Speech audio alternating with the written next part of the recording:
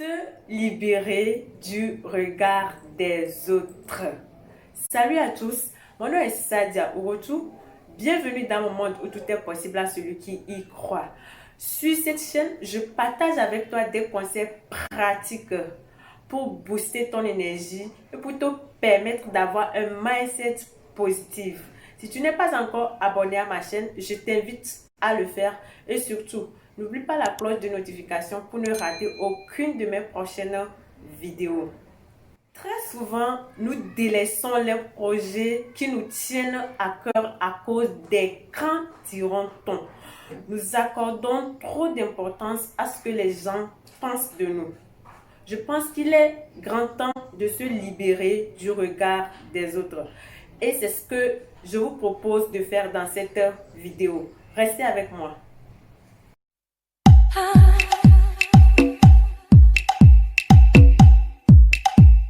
Avant d'aller dans le vif du sujet, j'aimerais qu'on réfléchisse sur les méfaits de vivre à travers le regard d'autrui et d'accorder trop d'importance à l'opinion que les autres portent sur nos choix.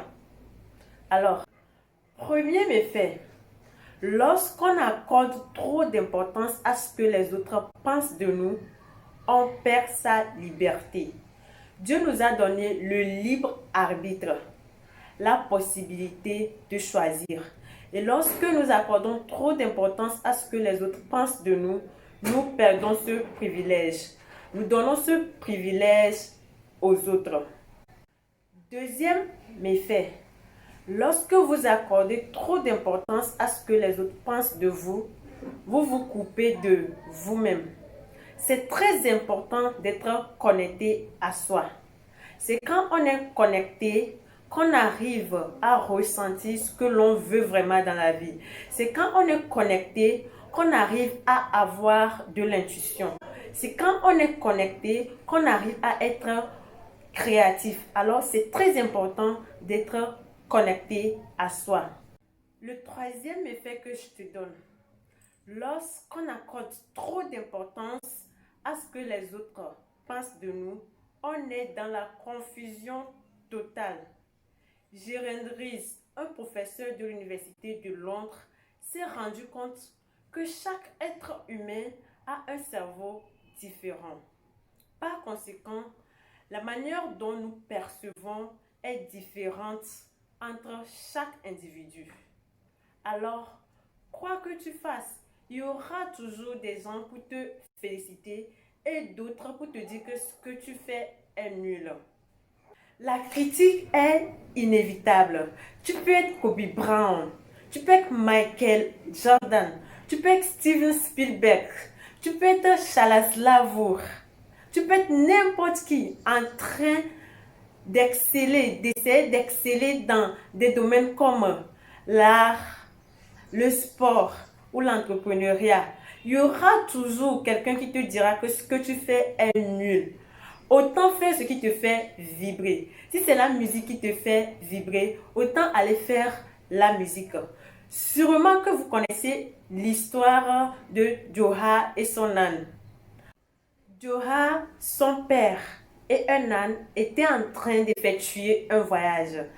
Au cours de leur trajet, ils ont entendu un groupe de personnes qui disaient « Mais les gens là, ils sont trop bêtes. Ils sont en train de marcher pendant qu'ils ont un âne. » Et quand le père de Joha a entendu cette critique, il a demandé à Joha de monter sur l'âne.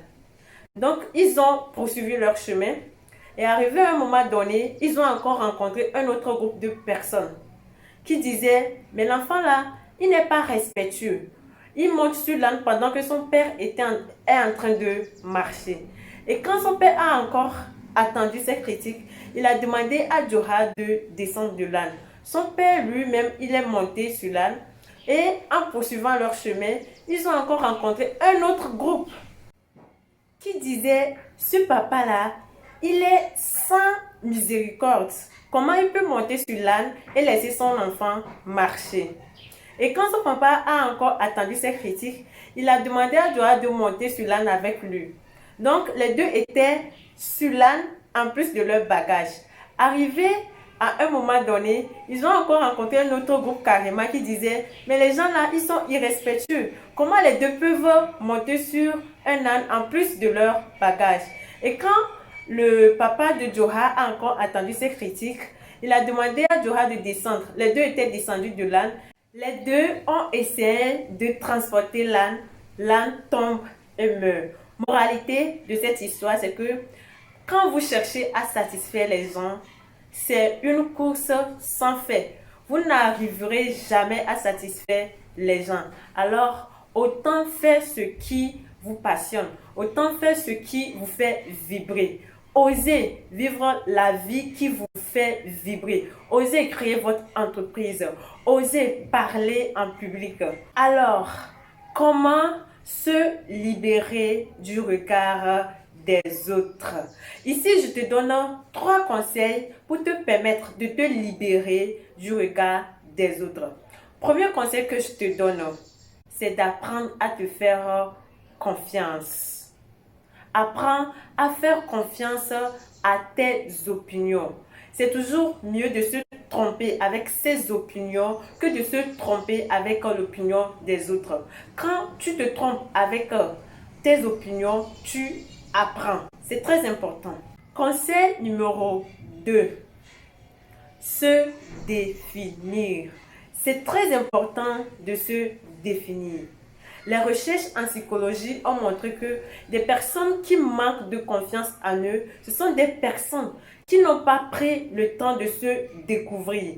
Ils n'ont pas pris le temps de se connaître et de se définir. Et quand vous ne prenez pas le temps de vous définir, qu'est-ce qui se passe? C'est que ce sont des gens qui vont vous définir. Du moment où vous donnez l'opportunité à autrui de vous définir, même si ce qu'ils disent est faux, ça devient votre réalité, ça devient vrai. Car tout ce que je mets derrière je suis, je le deviens. C'est David Lefrançois qui a dit ça. Conseil numéro 3. Être authentique. C'est aussi très important d'être authentique. Quand vous êtes vrai, vous rencontrez de bonnes personnes. Vous ne pouvez pas plaire à tout le monde. On est plus de 7 milliards d'êtres humains sur cette terre.